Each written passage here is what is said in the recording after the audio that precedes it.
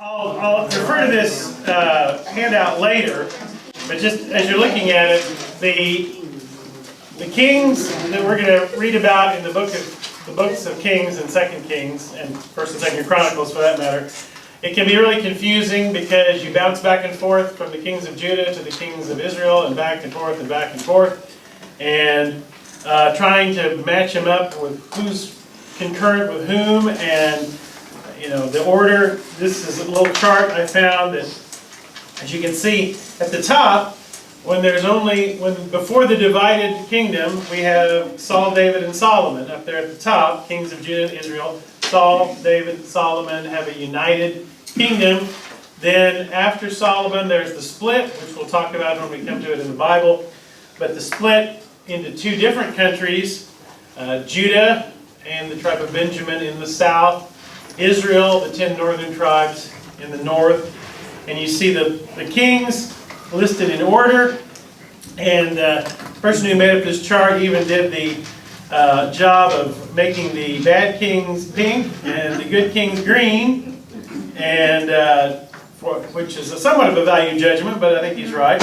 And then you'll see how long they reigned, the approximate year, as best we can figure, what prophets were active during the reign of that particular king, and then, as we'll see towards the end of the evening, when those two kingdoms come to an end. The northern kingdom falling in 722 BC, the southern kingdom falling in 586 BC. So, we will get to this in a minute, but we have to talk about Solomon before we can get to the divided monarchy. Actually, we have to talk about the death of David and all of that. So, you may have looked at the schedule and said, 1st, 2nd Kings, 1st and 2nd Chronicles, that's an awful lot in one night. And it is, but I'll just tell you up front, we're not going to talk about every king on here. Good. Think about it this way. If the session tonight was on the presidents of the United States, okay, which there have been 45, who would I spend the most time on? Washington, Lincoln, FDR. You might say, well, maybe more modern, maybe Reagan, or maybe Jefferson. But we would probably focus on 5 or 6 presidents more than we would talk about, Millard Fillmore. Not to deprecate Millard Fillmore, but we probably wouldn't talk as much about Millard Fillmore or Gerald Ford, or we would not talk as much about them as we would about Washington, Lincoln, Roosevelt, both Roosevelts maybe, etc. So it's the same way with the books of Kings and Chronicles. We are going to talk about the kings, but we're going to mainly talk about the ones that the stories have a real impact on what happens to the history of Israel and the history of Judah, and some of the stories that may be best known. So, and also, just kind of spoiler alert, if you're thinking about your watch and going, he's not going to make it. 1st and 2nd Chronicles are basically the same stories as 1st and 2nd Kings.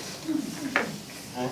If you read 1st and 2nd Kings, and then you start reading 1st and 2nd Chronicles, you're like, we already did this. We already talked about all these guys. I already read about these incidents. And in a similar way, you might say, well, Matthew, Mark, Luke, and John are all telling, in some ways, a similar story. But with 1st and 2nd Chronicles, it's almost sometimes word for word. Also, 1st and 2nd Chronicles contains a lot of genealogy that is of little interest to us, and a lot of lists and numbers that are not particularly riveting. And so really, we're probably not going to really spend hardly any time in 1st and 2nd Chronicles, because they are repeating the stories that are in 1st and 2nd Kings. They're really only going to hit the high spots of 1st and 2nd Kings. And if last week was pretty bloody with David running from Saul and then becoming king, and his fall from grace with Bathsheba, Uriah, and then his son murdering one of his other sons, and then rebelling against him, and all of that, ending with the death of Absalom. And if we ended last week with Absalom, the rebel, who rebelled against David, forced David to flee from Jerusalem, is killed. If you remember David's general, Joab, says to David, you know, you're crying and mourning over your son, and you're not commending your soldiers who won this battle for you. If you don't turn this around and stop acting like you love the ones who hate you and hate the ones who love you, you're going to lose the kingdom. You're going to lose your soldiers. You're going to lose everybody if you don't go out there and thank these men who risked their lives for you and for your kingdom, which David then does. And so we turn the page to 1 Kings, and some time has passed, and we're told sort of a sad statement at the very beginning. When King David was old and well advanced in years, he couldn't keep warm even when they put covers over it. So, you know, he said, well, just get the electric blanket, David. But that wasn't available for a few thousand years. So this little detail you might think is kind of a weird detail to include, but here's what they did. Let's find a young virgin to lie next to him and keep him warm.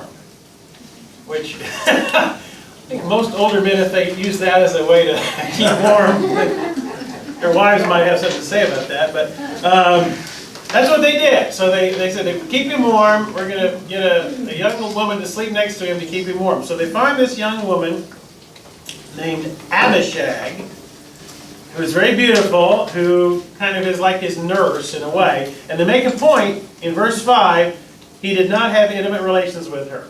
Okay, so there's no funny business there. She's there to keep him warm and kind of nurse him. Okay, so 2 of his sons have already died, remember? So we got to go down the line. Who's next in line? And the next in line is Adonijah. Okay? Not Solomon's not next in line. Adonijah's next in line. And he says, well, my dad's about to die. David, my dad's about to die. I will be the king. He starts acting like a king. And look, it says he conferred with Joab, who's still in charge of the army, and Abiathar the priest, and they go over to his side to support his claim as king. But a different priest, Zadok the priest, and Benaiah, another soldier, and Nathan the prophet, and Shimei, and Ray, and many others don't go over to Adonijah's campaign or proclamation that he is king. So, he is preparing to take the throne as soon as David dies. As a matter of fact, he invites a lot of officials to a big ceremony to celebrate and say, long live the king. But he doesn't invite these who have not joined his movement. He doesn't invite his brother Solomon. And so, look at verse 11. Nathan, remember, who's a prophet, who did not side with Adonijah, he goes to Bathsheba. You remember, this is the woman he had the affair with, then he married her, then she lost the child that was the cause of all the problems in the beginning that uncovered his unfaithfulness. But she gets pregnant a second time with him and gives birth to Solomon, who is pretty far down the line in terms of who's next in line to become king. But Nathan says to Bathsheba, Solomon's mother, haven't you heard that Adonijah has become king without our Lord David knowing it? David doesn't know any of this, but Adonijah has proclaimed himself king. And she says, you need to go into David. And he says, verse 13, go into King David and say to him, my lord the king, didn't you swear to me, your servant, surely Solomon your son will be king after me, and he will sit on my throne? Why then has Adonijah become king? While you're still there talking to him, I'll come in and confirm what you said. Now, did David ever say that? We don't know. Did David promise her that Solomon would be king? Well, it says here, he says, you need to go say to him, don't you remember telling me Solomon would be the king? But we don't have any other place where that conversation is recounted, so maybe he did, maybe he didn't. He's old and well advanced in years, but she does that. And she says, you promised that Solomon would succeed you. And then Nathan comes in and says, yeah. And then notice what she says, verse 21. As soon as my lord the king is laid to rest with his fathers, I and my son Solomon will be treated as criminals. What does she mean by that? What happened in those days? Just get rid of them if you don't want them around. Yeah, if you feel like there's someone else who has a claim to the throne, what do you do to that person? You kill them. Right. What if they're your brother or your half-brother? You still kill them, yes. That's what they did. They would kill any rival. So she says, you know, it's kind of obvious here that she's become something of David's favorite wife. She says, you realize if Adonijah becomes king, he'll kill me and he'll kill Solomon. So, and Adonijah comes in and seconds this. And so David calls in Bathsheba, and he says there in verse 29, 129, as surely as the Lord lives, who's delivered me out of every trouble, and that's saying something because he really has, I will surely carry out today what I swore to you by the Lord, the God of Israel. Solomon, your son, will be king after me, and he will sit on my throne in my place. Okay, well this puts into motion, we've got two sons, both claiming to be the king, which is not going to end well. But Zadok takes oil, anoints Solomon. They make a public proclamation, long live King Solomon. And meanwhile, Adonijah is having his big coronation feast. And here comes a messenger in verse 42.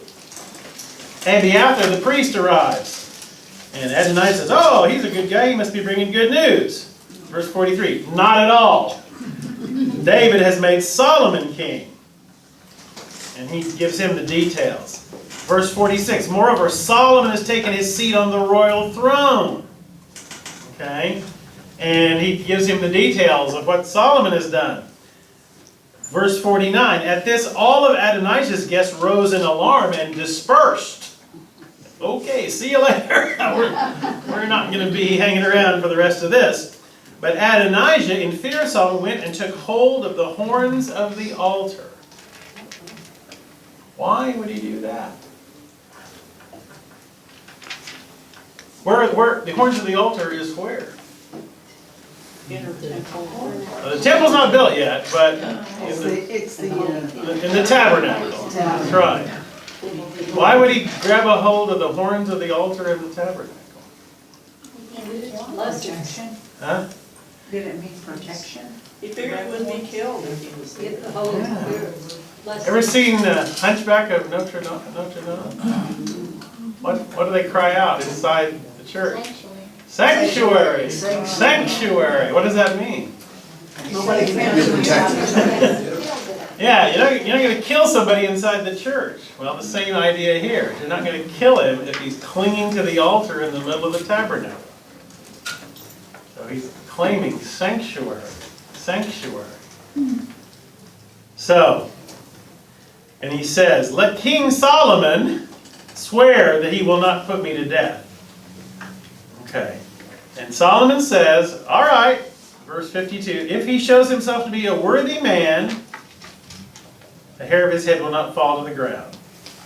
And they brought him down, and Adonijah bows before Solomon and says, King Solomon, and Solomon says, go to your house. Well, at the end of this? Of course not. No. Now, David is on his deathbed, and he's given Solomon his directions. And, again, look at what he says. Verse 5, 2:5. You know what Joab, son of Zeruiah, did to me. What did he do to him? He killed his son. Yes, he killed his son. He killed the other general, that had come over to David's side, Abner. He killed him. He killed Abner. He says, he killed them, shedding their blood in peacetime. This is as if in battle. And with that blood stained the belt around his waist and the sandals on his feet. Deal with him according to your wisdom. But do not let his gray head go down to the grave in peace. What does that mean? Killing.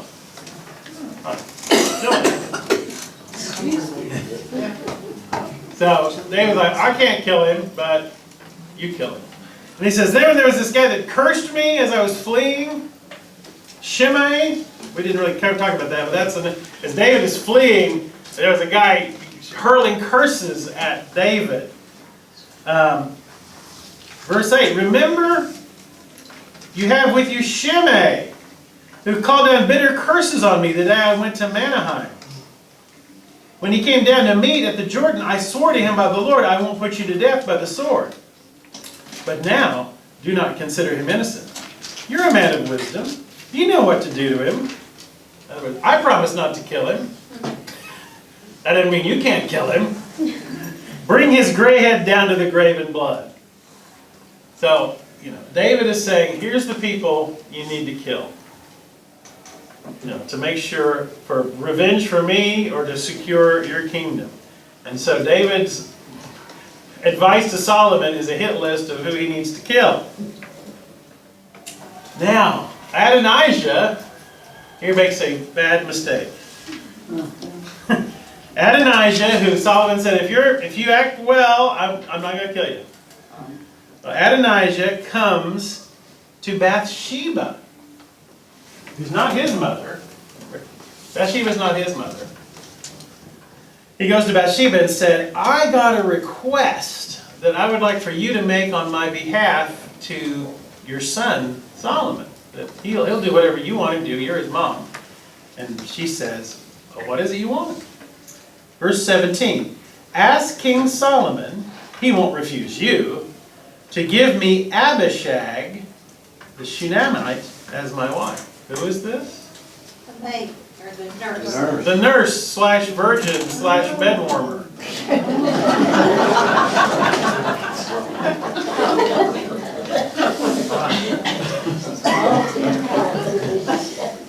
He says, I want, and of course we already told she was very beautiful. It says when they first talked about her, she's a very beautiful young woman. He says, I want her as my wife. And so Bathsheba says, okay, I'll go talk to Solomon for you. So she goes in and to her son. It says he brings in another throne for her to sit next to him. And she says, verse 20, I have one small request to make of you. Don't refuse me. The king replied, make it, my mother. I won't refuse you. Let Abishag the Shunammite be given in marriage to your brother Adonijah. And what did he just say? Whatever you ask, I'll give you. Right? That's what he said. King Solomon answered his mother, why do you request Abishag for Adonijah? You might as well request the kingdom for him. After all, he is my older brother. Yes, for him and for Abiathar the priest and Joab of Zeruiah. And then King Solomon says, may God deal with me ever so severely if Adonijah does not pay with his life for this request. And now, as surely as the Lord lives, he who has established me securely on the throne of my father David, and has founded a dynasty for me as promised, Adonijah shall be put to death today. So King Solomon gave orders to Benaiah son of Jehoiada, and he struck down Adonijah, and he died. That was a foolish request. Why was it such a foolish request?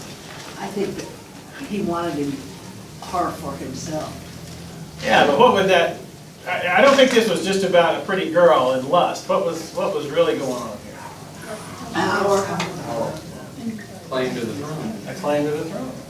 Because what did Absalom do when David fled the palace? Slept with his concubines. Oh, yeah. This was a way of staking a claim on the throne to sleep with the concubines of the person you were overthrowing. So that when Solomon reacts, because his mother, Bathsheba, like, oh, it's just a little request. He wants to marry that little cute girl. And he's like, oh, like, mother, how can you not see what he's after? You know, he's going to die today. So Solomon has his brother killed.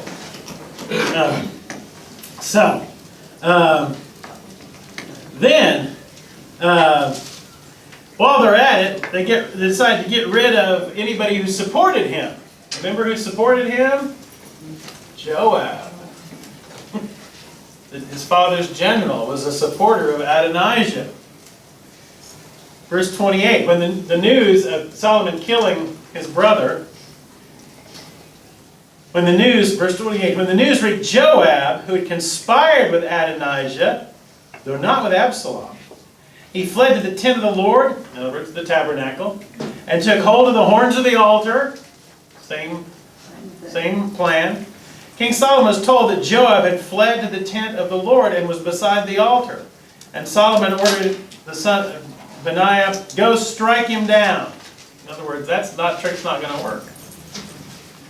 So he goes to the tabernacle and says to Joab, come out of there, so I don't have to kill you in the tabernacle. And he said, no, I'll die here. And so he goes back and says, well, Joab said he's not coming out. And so he says, well, all right, just kill him in there. And so he does. In verse 34, he goes in there and kills him.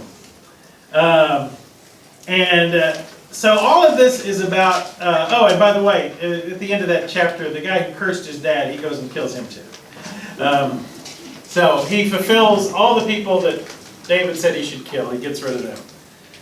So already Solomon shows himself to be a politician. So we get to a probably more famous part about Solomon in chapter 3, when God says, because of your father David, what do you want from me? As I extend the rule of the house of David, what do you want from me? And 3:6, Solomon answered, you have shown great kindness to your servant, my father David, because he was faithful to you and righteous and upright in heart. You've continued this great kindness to him and given him a son to sit on his throne. Now, O Lord my God, you have made your servant king in the place of my father David. But I'm only a little child. He's not really. Okay, make sure you know he's not a boy king here. He's a grown man, but he's saying, I'm a babe in the woods. What do I know? I don't know how to carry out these duties. Your servant is here among the people you've chosen, a great people, too numerous to count or number.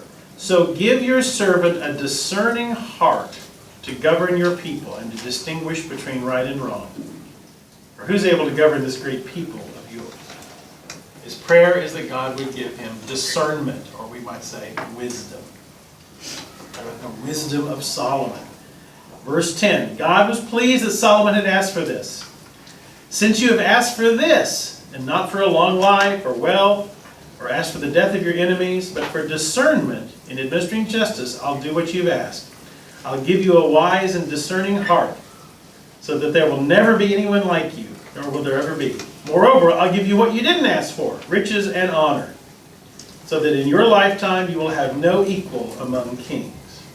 And if you walk in my ways, and obey my statutes, and my commands, as David did, I'll give you a long life. And then Solomon wakes up and realizes it was all a dream. And so, here we have the wisdom of Solomon. The wisest man in the world. And then they give us this little example of his wisdom that is one of those stories that I remember hearing this story when I was a child. And it's a pretty weird story there at the end of chapter 3. If you remember, 2 prostitutes come to Solomon and they got a baby. And each of the 2 women claims that the baby is theirs. And there's a dead baby and a live baby. Somebody rolled on top of one of the babies and it suffocated and died. And the one prostitute says, the live baby is mine, the dead one is hers. And the other prostitute says, no, the live baby is mine, the dead one is hers. And they each tell the same story. And so, Solomon is asked to rule on this, and you've got 2 women claiming the exact thing, and there's no DNA testing. There's no, nothing like that in that day. So if you remember the story, what does Solomon do? Cut the baby in half. Cut in half. Yeah, he says, bring me a sword. He says, I'm going to cut the baby in half and give each one of you half the baby. And it says, verse 26, the woman whose son was alive was filled with compassion for her son and said to the king, please, Lord, give her the living baby. Don't kill him. But the other said, neither I nor you shall have him. Cut him in two. And the king gave this ruling, give the living baby to the first woman. Don't kill him. She is the mother. And it says, verse 28, when all Israel heard the verdict, they held the king in awe because they saw that he had wisdom from God to administer justice. So, you remember hearing this story before? All done. Yeah. That one prostitute, man, a pretty cold-hearted woman. I mean, like, yeah, kill it. I mean, that's just an anecdote that says this is the wisdom of Solomon, that he can discern the truth when it seemed like, how can you figure this out? It's impossible to know who's telling the truth. Well, he had a way of discerning the truth and administering justice. And then we have a chapter with his names of his officials and lists of all of his wealth. And at the end of chapter 4, it talks about he had great wisdom and great wealth. And it mentions some of his accomplishments. Verse 32, he spoke 3,000 proverbs. His songs numbered 1,005. He described plant life, from the cedar of Lebanon to the hyssop that grows out of walls. He taught about animals and birds and reptiles and fish. And men from all nations came to listen to Solomon's wisdom, sent by the kings of the world who had heard of his wisdom. So he's an expert apparently in plants, animals. He's a zoologist. He's an expert in all these fields. And people came to seek out his knowledge from everywhere. And he has this reputation of being the wisest man in the world. Then we're told, of course, that, remember, when David says, I'm going to build a temple. And what did God say to David? No. No. Because, Too much blood on his hands. he had too much blood on his hands. Yeah, Solomon's got a little bit on his by the time this comes around, after those first few. But he didn't personally kill anybody. So he says, your son will build the temple. So they start making the preparations for that, to build the temple. And it gives us, how they had to order, materials, from all over the region. Cedar and stone cutters and wood cutters. I mean, it goes into all the artisans and all the laborers it took to build this project. And the end of chapter 5, chapter 6 is just a big description of the actual building of this temple, just the expanse of the whole thing. And truly, we've shown pictures of what we think it looked like before. One of the wonders of the world, one of the most magnificent things you can imagine. I mean, full of gold and silver and bronze and cedar and marble, and I mean, it was this, an amazing building for 3,000 years ago. And you get to the end of chapter 6. Verse 37, the foundation of the temple of the Lord was laid in the 4th year in the month of Ziv. In the 11th year, in the month of Bul, the 8th month, the temple was finished. He had spent 7 years building it. So it takes 7 years to build the temple. And they estimate that it took probably 200,000 laborers to build it.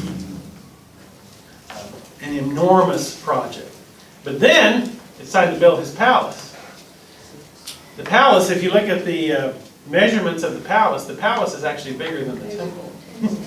And it takes 14 years to build the palace.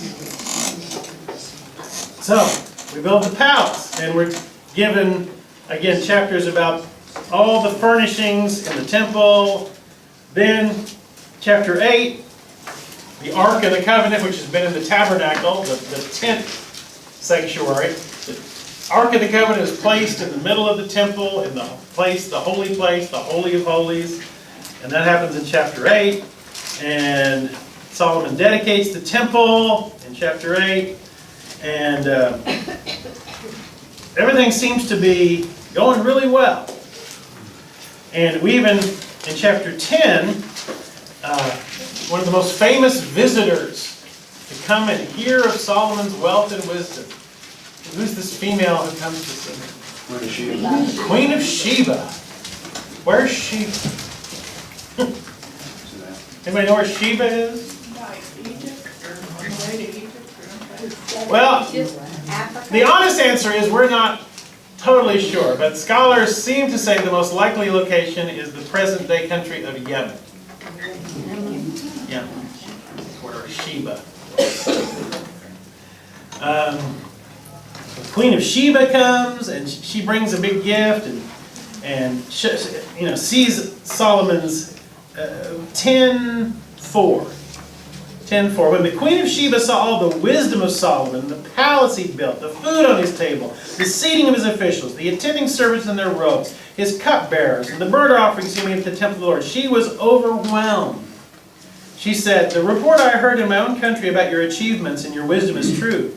I didn't believe these things until I came and saw with my own eyes. Indeed, not even half was told me. In wisdom and wealth, you have far exceeded the report I heard. How happy your men must be. How happy your officials who continually stand before you and hear your wisdom. Praise be to Yahweh your God, who has delighted in you and placed you on the throne of Israel. Because of the Lord's eternal love for Israel, He's made you king to maintain justice and righteousness." And she gives him a big gift. And it goes on and on and on about his wealth and splendor and just the incredible amount of excess there. They said gold was like gold and silver were so common, it was just like they were just rocks. It was just an enormous amount of wealth. Remember something Jesus says about Solomon?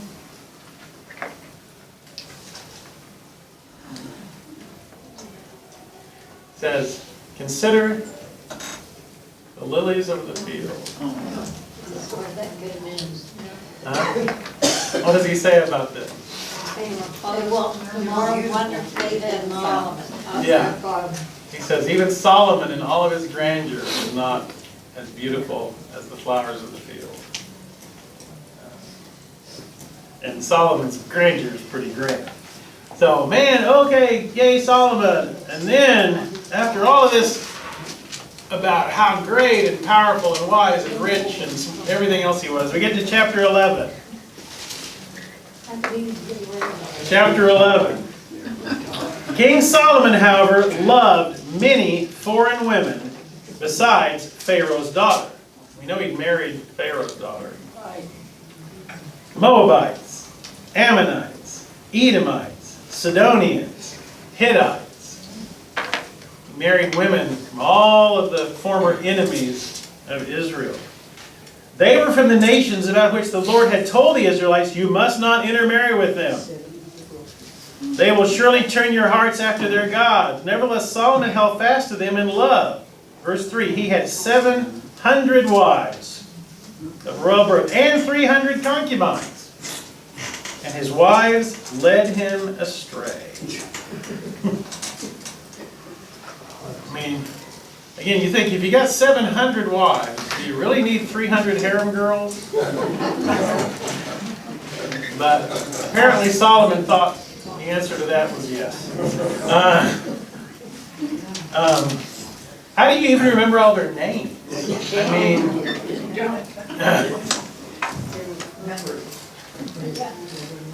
they led him astray. Okay, this is the wisest man on earth, right? The wisest man on earth.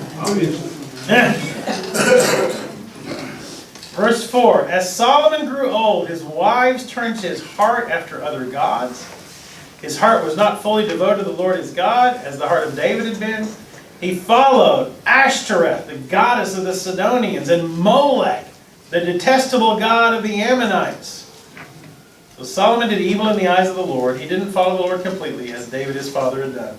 On a hill east of Jerusalem, Solomon built a high place for Shemosh, the detestable god of Moab, and for Molech, the detestable god of the Ammonites. He did the same for all his foreign wives, who burned incense and offered sacrifices to their gods.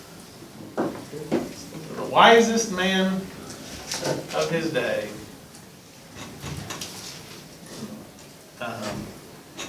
was turned away from God by all of these foreign women who brought with them their pagan gods and their pagan worship.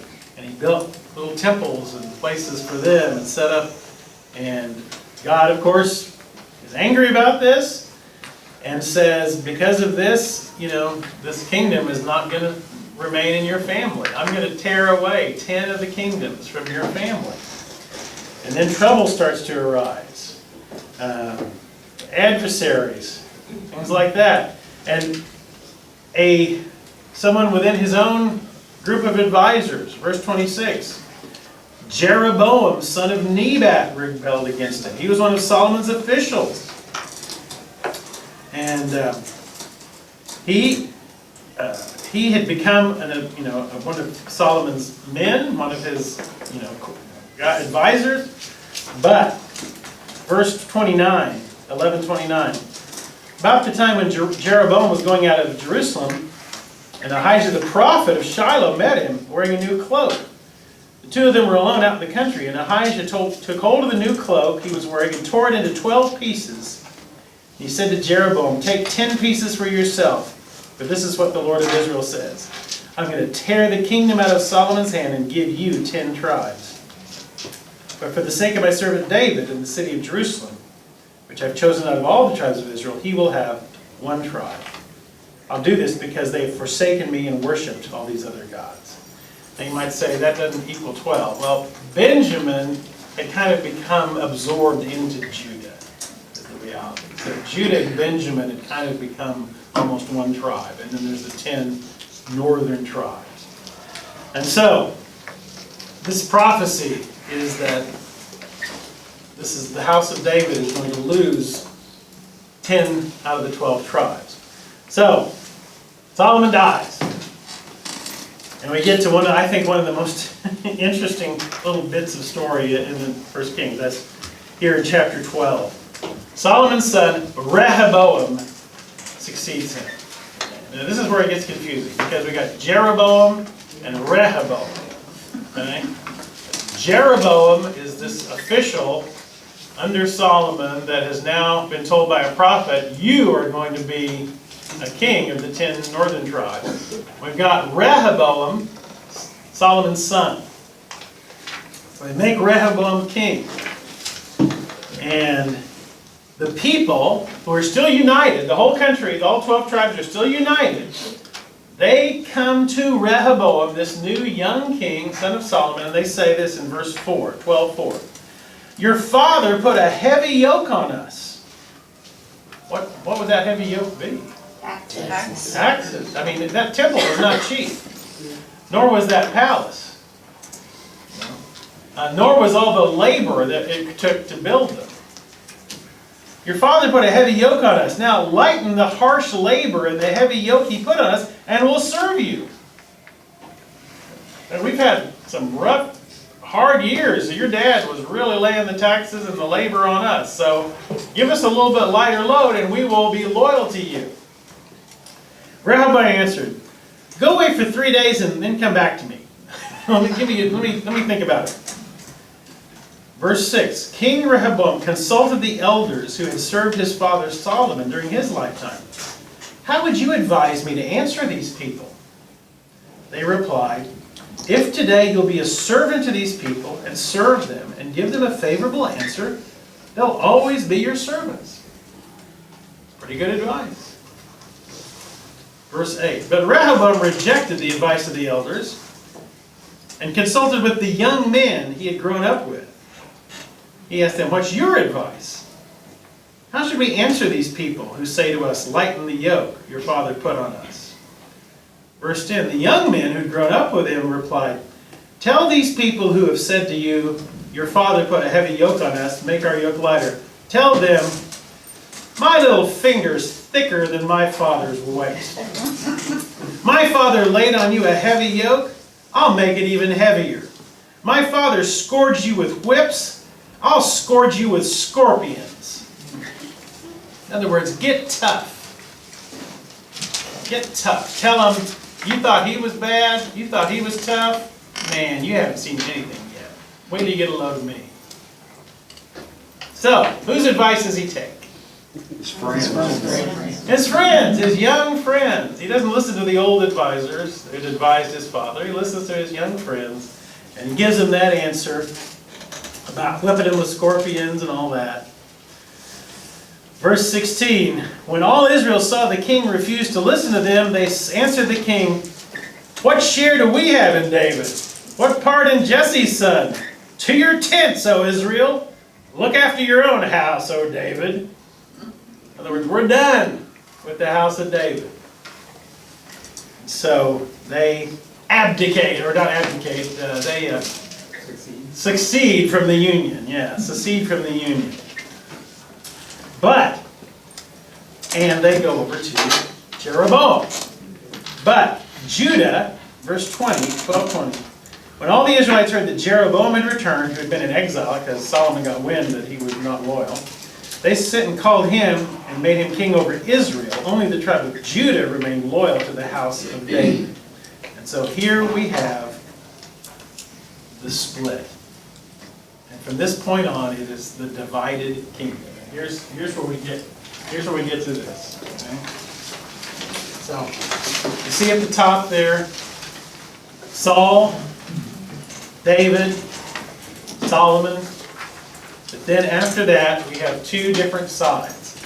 And we start on the left with Judah, and this is and Benjamin, which Benjamin has been absorbed more or less into Judah. We start with Rehoboam in Judah and Jeroboam the first in Israel. Okay? And you see, you've got on the left with the kings of Judah, you've got 20 kings. On the right with the kings of the north, you got 19 kings. The 20 on the left go up until 586, but Israel only goes to 722 BC. And so the rest of the book jumps back and forth, back and forth, back and forth between Israel and Judah, telling the stories of the different kings. And that's why the book of Kings can get really confusing at this point, because now we're in the north, or now we're in the south. Now we're in the north, now we're in the south. We're going back and forth, and keeping track of which king we're talking about. And, you know, almost all of them are bad, as you can just see from that. In the north, they're all bad. You know, every northern king is bad. In the south, there's some good ones and some bad ones. About even here. So, here's where we're going to do a little flyover kind of things, okay? So, we got, let's say, Jeroboam and Rehoboam. And then you get up to like chapter 15, and you just see these kings start peeling off here. You know, Abijah, Asa, Nadab, Baasha, you know, we have these little paragraph capsule summaries of their reign. Basically, either they followed in the footsteps of their father and did evil, or they actually did good and tried to bring things back to good. And so, I'm not going to go through all these different kings, but again, these are the Millard Fillmores and the more obscure kings that we're just given, only get a paragraph each. Most of them are not good. And actually, I'm going to keep going over to one that we probably have heard of. We're going to go all the way over to the end of chapter 16. Ahab. Ahab becomes king of Israel. And those 1629. In the 38th year of Asa, king of Judah, Ahab, son of Omri, became king of Israel. He reigned in Samaria over Israel for 22 years. Look at this. Look at his claim to fame in verse 30. Ahab, son of Omri, did more evil in the eyes of the Lord than any of those before him. So he's the worst of the worst. He not only considered it trivial to commit the sins of Jeroboam, he also married who? Jezebel. Jezebel, daughter of Ethbaal, king of the Sidonians, and began to serve Baal and worship him. He set up an altar for Baal in the temple of Baal. He also made an Asherah pole and did more to provoke the Lord, the God of Israel, to anger than all the kings of Israel before him. So he is a bad, bad, bad king, aided by a bad, bad queen. And in the midst of his reign, we're introduced to his adversary, a prophet. Who? Elijah. Elijah, the greatest of the prophets. When Jesus is on the Mount of Transfiguration, two people appear with him. Who? Moses. Moses and Elijah. Moses, the lawgiver. Elijah, the greatest of the prophets. So, Elijah's story. Elijah is held by the Jews to this day. Elijah is the greatest of the prophets, and matter of fact, who in the New Testament is compared to Elijah? John. John the Baptist. John the Baptist. Right, because there became something of a tradition among the Jews that Elijah would come and announce the coming of the Messiah. And when Jesus is asked about this, what about, isn't Elijah supposed to come before the Messiah? And Jesus says, well, he has, but you didn't recognize him. He's referring to John the Baptist. At Passover celebrations, if you've ever been to one, there's an empty chair at the table and a glass of wine in front of the empty chair. Who's that for? For Elijah. They leave the door unlocked. They put an empty chair at the table. They put a glass of wine in front of the empty chair. Because always waiting for Elijah to come and announce the coming of the Messiah. So that's why that happens in every Passover meal. So here we are we meet Elijah. And you know what his name means? What Elijah's name means? Elijah. Eli means God. El, anytime you have El, prefix is God. Okay? Like the word Beth in Israel, you know what that means? It means house. Beth means house. Beth El, house of God. So Eli, El, God, Yahweh, or Jehovah, you know. So Elijah's name means Yahweh is God.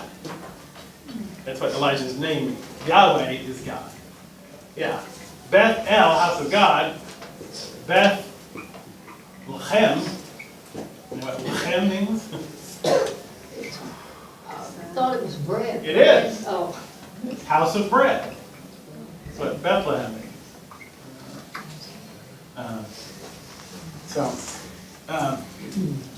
You know what? Well, if I read it, Jerusalem, we know what does Jerusalem mean? Yeru means city. Yeru Shalom. Yeru Shalom. City of peace. Yeah. Yeah. Sure. Yeah. Yeru Shalom, Jerusalem, city of peace. Bethel, home, house of God. Bethlehem, house of bread. Elijah, God is Yahweh. Yahweh is God. Anyway, so a lot of these names, of course, they're just like, you know, they mean something. And so Elijah, the one whose name means literally Yahweh is God. We meet him, and we have some of these stories about him, like there's drought, and people are dying, and he goes to this widow at Zarephath who's about to die. You remember this story? And he says, "Well, give me some bread." And she's like, "All I got's a tiny bit of flour and oil, and I'm going to make one last piece of bread, feed it to myself and my son, then we're just going to die." And he's like, well, give me some first, which is a pretty audacious thing for him to say. But she does, and the flour never runs out. Kind of like the loaves and the fishes, you know, it never runs out.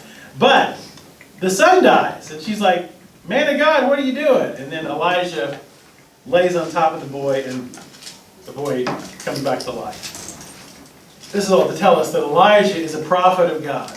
Elijah is in this, we get the worst king ever, married to the worst queen ever, but in the middle of that, we have a prophet who now is speaking up for God, and who is a constant thorn in Ahab's side. And so, you know what's coming. There's going to be a confrontation. So 1816. Elijah told Obadiah to go tell Ahab, I want to talk to him. Elijah's here. And so Obadiah's like, I think he'll kill me if I tell him that. But he says, oh no, he won't. You better right. So, 1816. Obadiah went to meet Ahab and told him, Elijah wants to talk to you. Ahab went to meet Elijah. When he saw Elijah, he said to him, is that you troubler of Israel? You're the one, you're Mr. Gloom and Doom. You're the one who says this drought is because you're the God, Yahweh's mad at us. You never say anything good about me.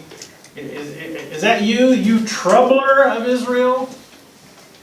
18. I have not made trouble for Israel, Elijah said, but you and your father's family have. You're the troubler.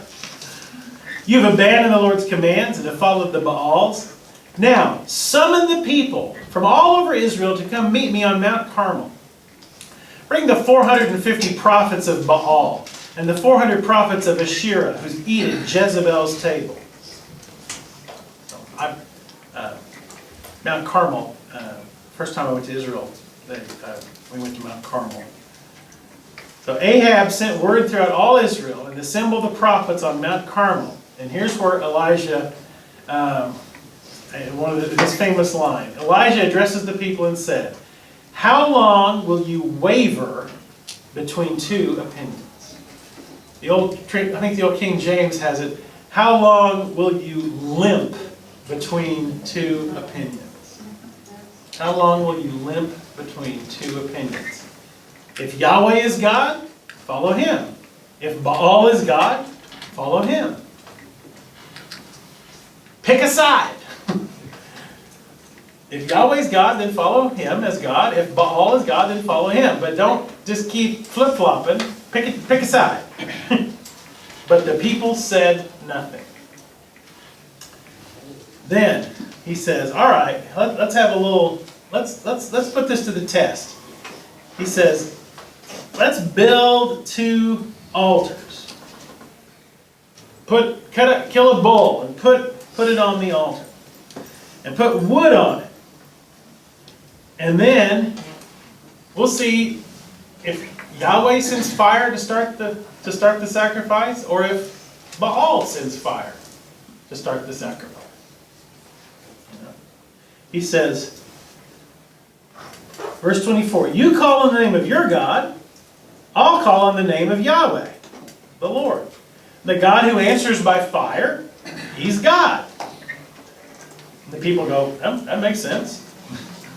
Verse 25, Elijah said to the prophets of Baal, choose one of the bulls, prepare it first, since there's so many of you. Call on the name of your God, but don't light the fire. So they took the bull given them and prepared it. Then they called on the name of Baal from morning till noon. Oh, Baal, answer us, they shouted. But there was no response. No one answered. And they danced around the altar they had made. At noon, Elijah began to taunt them. Shout louder, he said. Surely he's a god. Perhaps he's deep in thought, or busy, or traveling. Maybe he's asleep and must be awakened. And some translations have the word there that's busy could sometimes means in the toilet. So some people think his taunt is even a little more, hey, maybe he can't hear you, maybe he's in the John. So, maybe he's sleeping and has to be woken up. So they shouted louder and slashed themselves with swords and spears, as was their custom, until their blood flowed. Midday passed, and they continued their frantic prophesying until the time for the evening sacrifice. But there was no response, no one answered, no one paid attention. So they dance around this altar for 7 or 8 hours, screaming, crying, cutting themselves, beseeching, wailing, no fire. Verse 30. Elijah said to all the people, "Come here with me." They came to him, and he repaired the altar of the Lord, which was in ruins. He took 12 stones, one for each of the tribes descended from Jacob, saying, "Your name will be Israel." With the stones he built an altar in the name of the Lord. He dug a trench around it, large enough to hold about 13 quarts of water. He arranged the wood, cut the bull into pieces, laid it on the wood. Then he said, "Fill 4 large jars with water and pour it on the offering and on the wood." "Do it again," he said. They did it again. "Do it a 3rd time," he ordered, and they did it a 3rd time. The water ran down around the altar and filled the trench. Okay, he's showboating now. Okay? Pour water over it. If we're going to get fire to start, you don't pour water all over it, but that's what he's doing. He pours water over the whole thing. At the time of the sacrifice, the prophet Elijah stepped forward and prayed, O Lord, God of Abraham, Isaac, and Jacob, let it be known today that you are God in Israel, and that I am your servant, and have done all these things at your command. Answer me, O Lord, answer me, so these people will know that you, O Lord, are God, and that you're turning their hearts back again. Then the fire of the Lord fell and burned up the sacrifice, the wood, the stones, the soil, licked up the water in the trench. And when all the people saw this, they fell prostrate and cried, "Yahweh, He is God! Yahweh, He is God!" And then Elijah said, "Seize the prophets of Baal. Don't let them get away." And they seized the prophets of Baal and slaughtered them. So, and at that point, Elijah gets out of there. And he says, well, this drought is going to end. And the drought ends. And he ran away from Ahab. Now, you might think, okay, well, everything's now good now. Won the battle. But chapter 19, Ahab told Jezebel everything Elijah had done, how he'd killed all the prophets with the sword. So Jezebel sent a message to Elijah to say, "May the gods deal with me, be it ever so severely, if by this time tomorrow I don't make your life like one of them." In other words, you're a dead man. This whole thing doesn't convince her that her gods are false.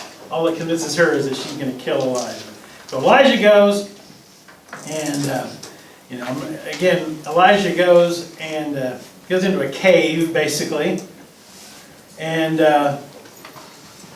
it might seem odd, and yet it's after a great victory. You might think he's going to be on top of the world, but he kind of falls into a depression, actually, after this victory.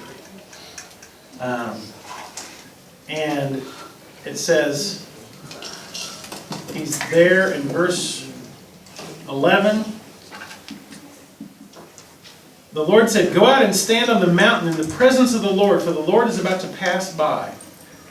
A great and powerful wind tore the mountains apart and shattered the rocks before the Lord, but the Lord wasn't in the wind.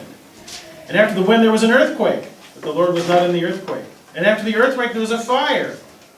The Lord was not in the fire. And after the fire came a gentle whisper. Or what's the old translation?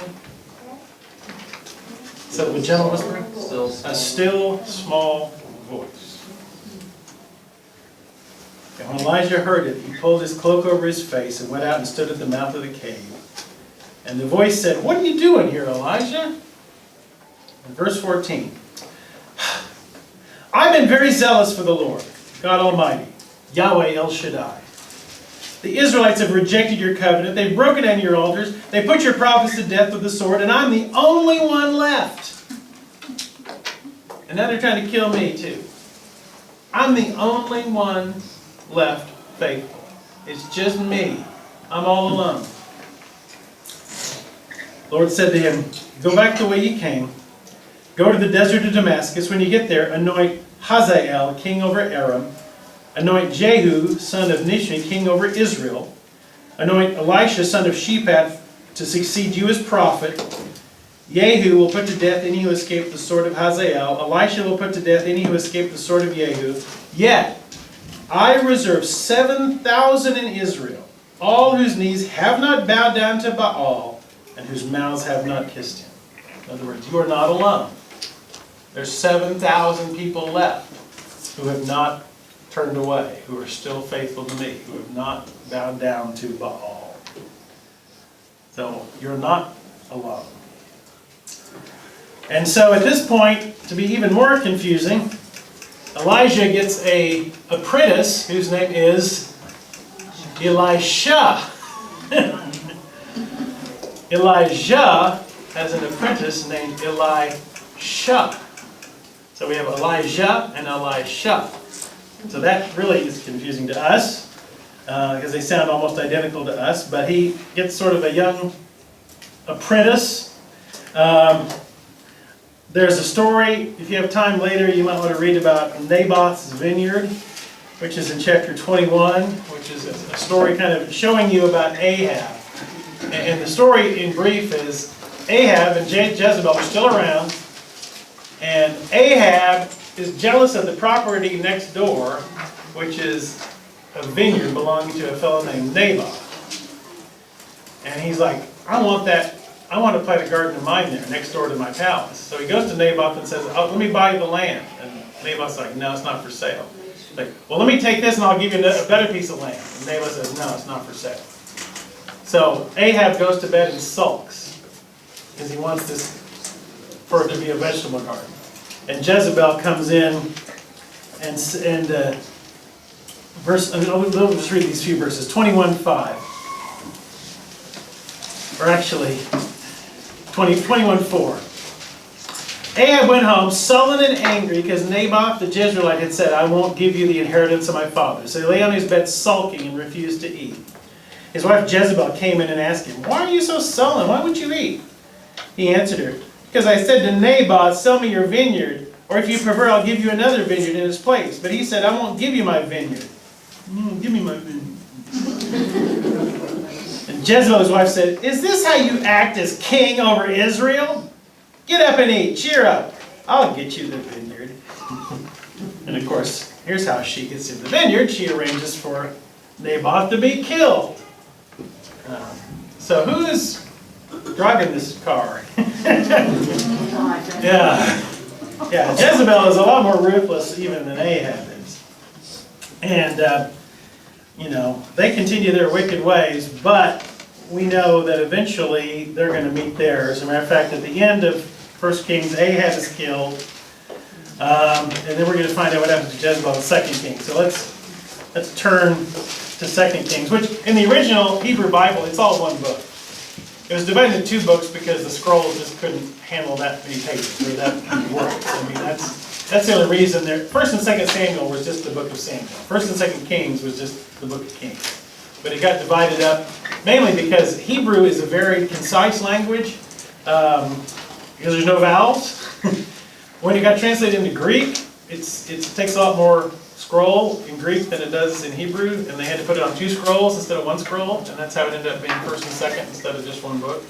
So again, sometimes things there's no real spiritual reason, it's just practicality. That's why it's on 2 scrolls.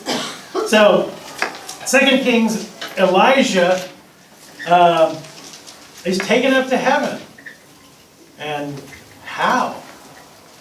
In a fiery Chariot of fire.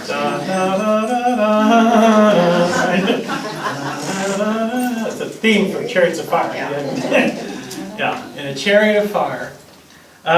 Leaving then his young apprentice, Elisha, to take his place. And, before Elijah is taken up in this chariot of fire, 2 Kings 2:9. When they had crossed, they're crossing over towards the place where he's going to be taken up. And it says, Elijah said to Elisha, "What can I do for you before I'm taken from you?" "Let me inherit a double portion of your spirit," Elisha replied. "You've asked a difficult thing," Elijah said. "Yet if you see me when I am taken from you, it'll be yours." As they were walking along and talking, a chariot of fire and horses of fire appeared and separated the two of them, and Elijah went up to heaven in a whirlwind. This is, again, one of those great, it's like, you can only kind of imagine this, but then verse 13. Elisha picked up the cloak that had fallen from Elijah and went back and stood on the bank of the Jordan. He took the cloak that had fallen from him and struck the water with it. "Where now is the Lord, God of Elijah?" he asked. And when he struck the water, it divided right and left, and he crossed over. And the company of prophets from Jericho said, "The spirit of Elijah is resting on Elisha." Now this is kind of it's a neat passage, but what it reminds me of is one of the things that we do when we go to annual conference, the Methodist pastors.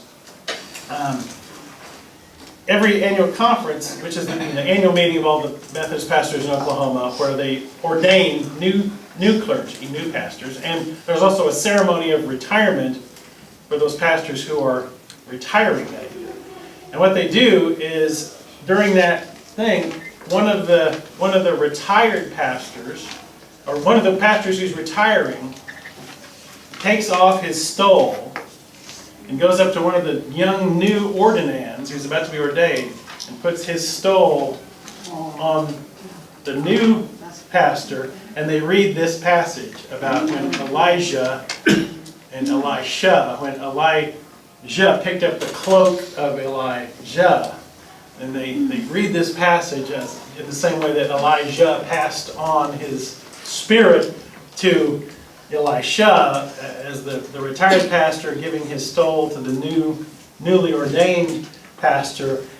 It says, "Let me inherit a double portion of your spirit," which is the quote here from this story.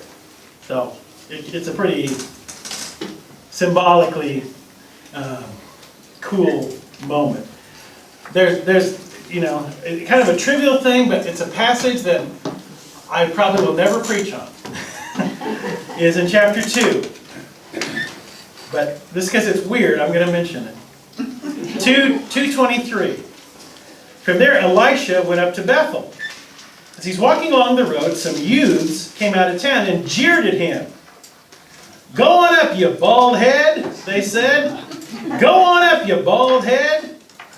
He turned around, looked at them, and called down a curse on them in the name of the Lord. Then 2 bears came out of the woods and mauled 42 of the youths. And he went on to Mount Carmel. Okay, and he's like, wait a minute.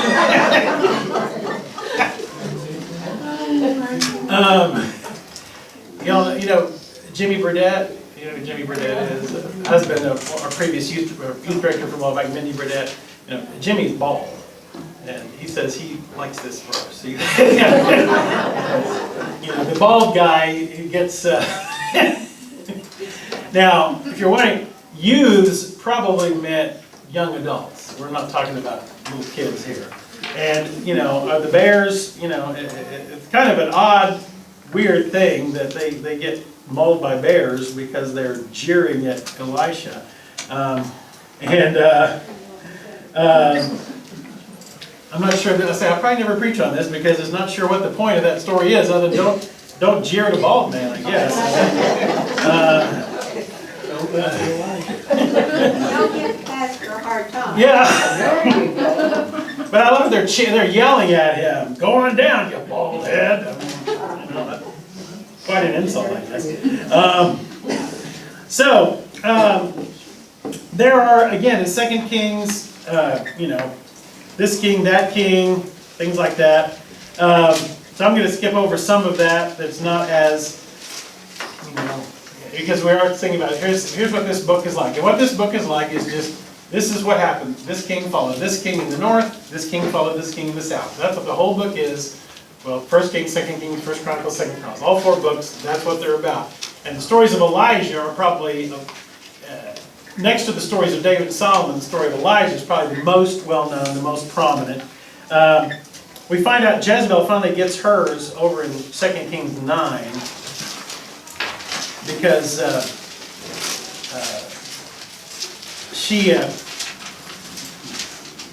we have a new prophets, and look up at 9:30. Yehu went to Jezreel. When Jezebel heard about it, she painted her eyes.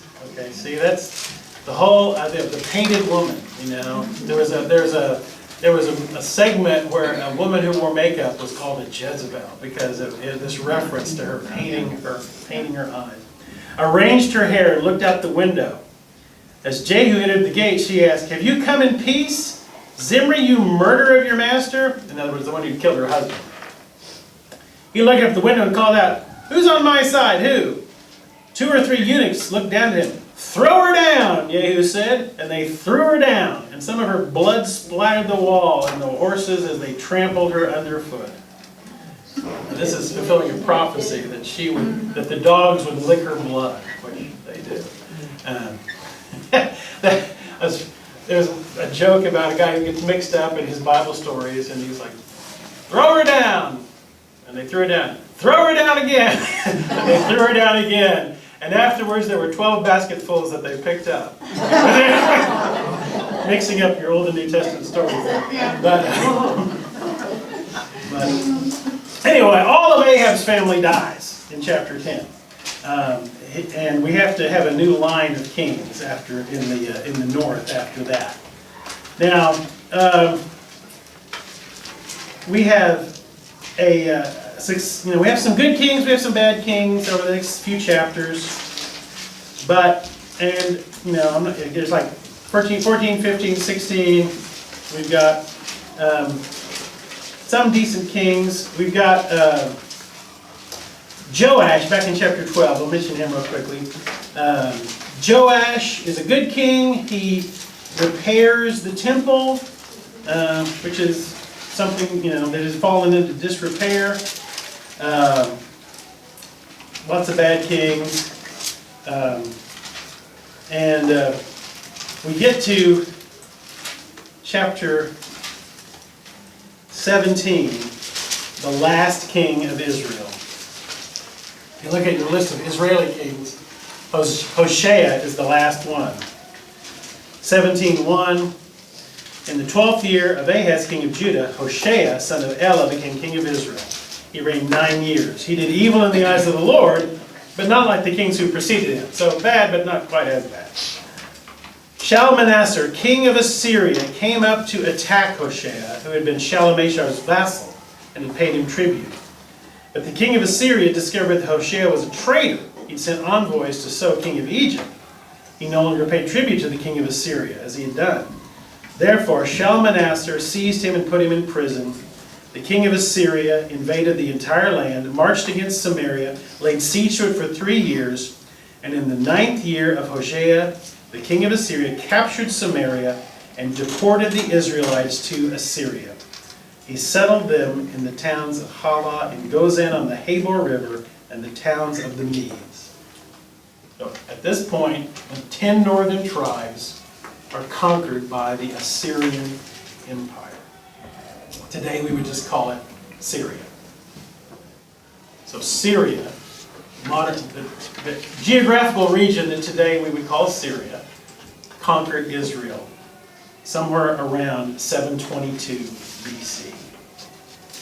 And people then refer to these 10 tribes, they call them what? The 10 lost tribes. They're not lost. They're invaded. They're carted off into slavery. But the Assyrians had a way of dealing with conquered people. They would take some of them into other conquered territories, and they'd import other conquered peoples and settle them in. They'd mix all the people up. They had all these conquered territories, but they wouldn't just leave them in there. They would move half of this group over here, and half of this group over here, and half of this group over here, and they'd mix them all around. Why would you do that? So they wouldn't gather up. Conquer unity. Yeah, you destroy any sense of national unity, you destroy any sense of culture. They did all this to destroy the culture, the religion, the language of the conquered people. They mixed them all together. So some of the northern tribe people stay behind, but they bring in all these other conquered people and settle them in that land. And over the course of time, they all intermarry with each other. And by the time of Jesus, they are called Samaritans. Samaritans. We'll hear more, of course, about the Samaritans. But the Samaritans are the result of the Assyrian invasion of the northern tribes and the intermarriage of those people with all kinds of pagan people. And so the Samaritans have a religion that is like Judaism, but with tinges of paganism into it. Which is one reason the Jews hate the Samaritans, and the Samaritans hate the Jews. Because the Jews consider the Samaritans half-breeds. Impure. Which they were impure. And they had built their own holy place in the north. Because they weren't going to let the people keep going down to Jerusalem in the south. They had to build their own holy place in the north. So the 10 northern tribes are not lost at all. They're dissipated into other cultures and other religions and all of that. Unless you're Mormon.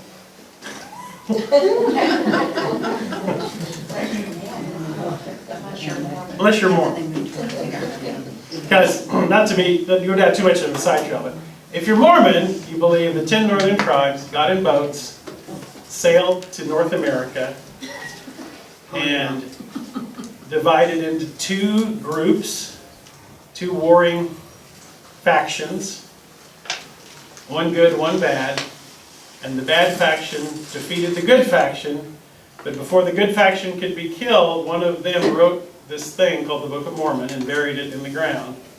And the bad faction was God so angered the bad faction that he turned their skin red.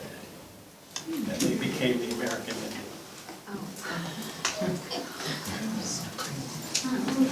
Sure. So, huh? I won't take your time. Go ahead.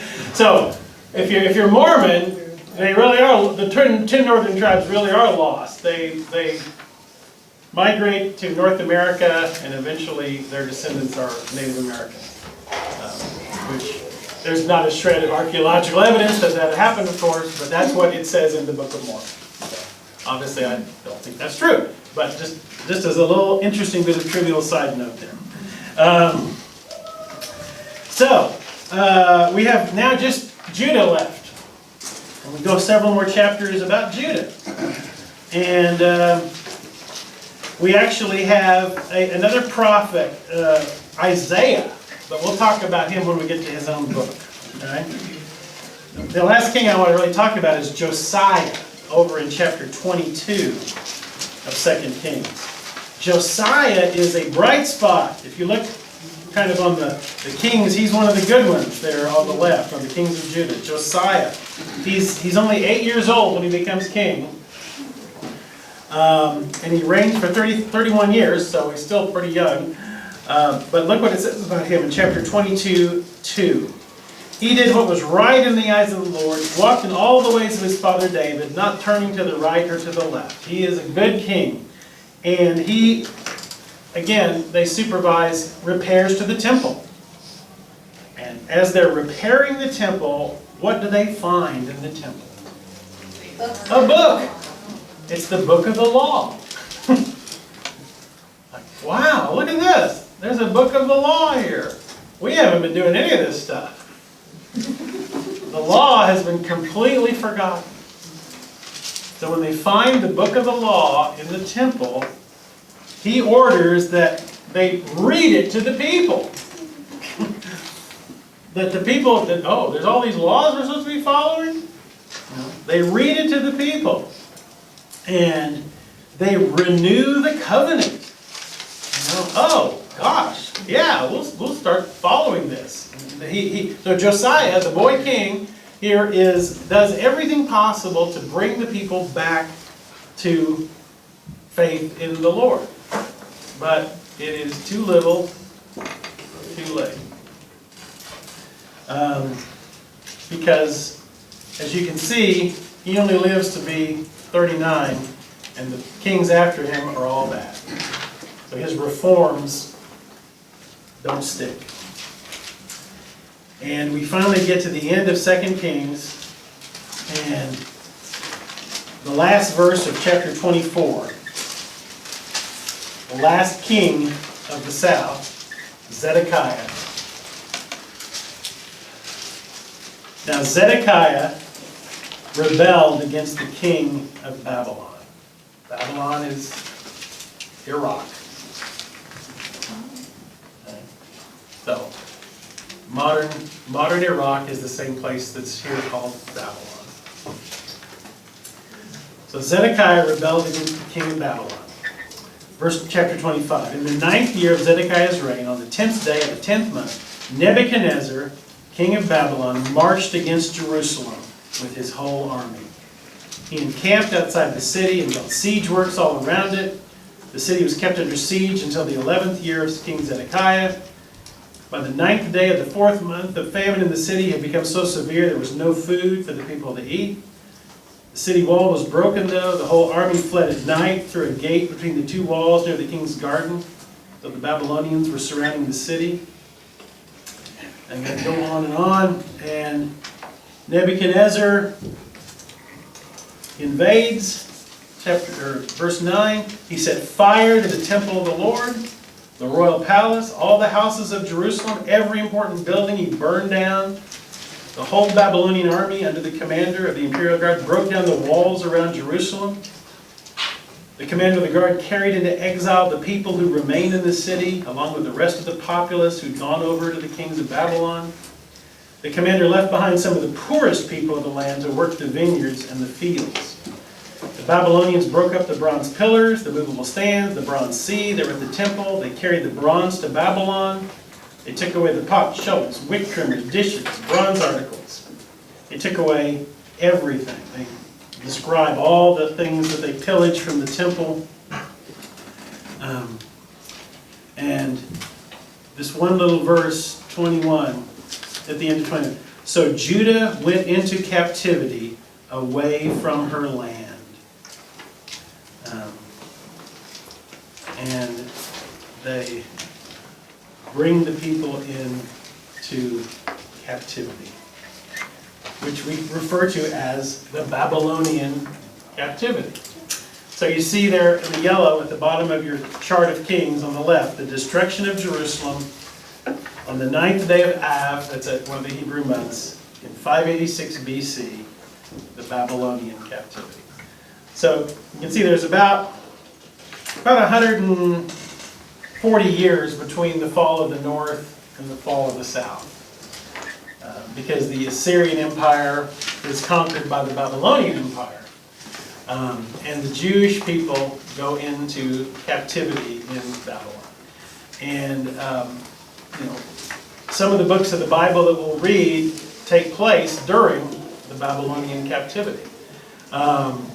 Here's what we will be facing, though, starting next week, when we go past Kings and Chronicles, and we get to the beginning of, well, first Ezra and Nehemiah, which deal with the return after the exile, and then we have, the books of Psalms and Proverbs, etc. But when we get to the prophets, which fall after, the Psalms and the Proverbs, when we get to the prophets, see all these names of these prophets that are here? We'll talk about, during all these different reigns and different periods, what were the prophets saying? What were the prophets doing during the reigns of these different kings? Here's the challenge of reading the Old Testament. Well, there's lots of them. Here's one of the challenges of reading the Old Testament. The books of the prophets are not in chronological order. The books of the prophets are not in chronological order. So, you're jumping back and forth. from century to century when you're reading the prophets. You're reading about this prophet who is, in the 7th century. Now suddenly you're in the 9th century. Then you're back to the 6th century. And then you're going back and forth in time. The prophets, the books of the prophets are not chronological. You might say, why in the world would they not make them that? What order are they in? Thoughts. Long books to short books. The long books to short books. Not chronological. The longer books are at the front, the shorter books are at the end. And you might think, well, why in the world? Well, as I was taught many times in seminary, we approach things in a Western way. And other people in other cultures approach things from a different mindset. And we think, well, of course they would be chronological. That's what we think in the West. That's not the way they thought about it. They thought, well, of course the long books are at the front and the short books are at the back. And they would say, that makes the most sense. And we would go, well, no, you're wrong. Our way makes the most sense. And, one of the things we in the West are really good at is thinking that our way is the only right way. And why doesn't everybody speak English? And, things like that. When we read literature from the Middle East or other places, sometimes things aren't done the way we would do them. And that's one of them. And so, when we get to the prophets, we'll be revisiting some of these kings and some of the things like Isaiah, for example. But we're looking at it from the prophetic standpoint instead of just the historical standpoint of which king did what and all that.